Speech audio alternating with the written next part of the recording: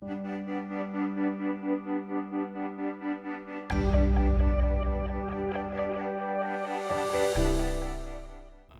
progress and productivity is often uneven, and it's moved back and forth over time. We need to remember it's not always been the same. So particularly in the last couple of decades, the change has been towards the more skilled and the more highly educated. And one of the things that's been going on is at the very high end, let's think about the high-tech firms are more skill intensive.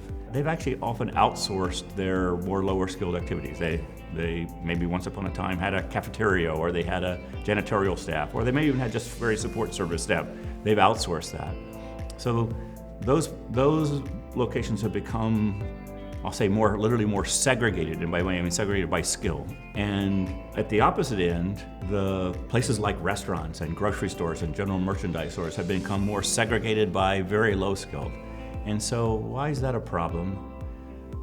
Part of the problem is it makes it that much more difficult for somebody who's perhaps starting at the bottom to move up the ladder.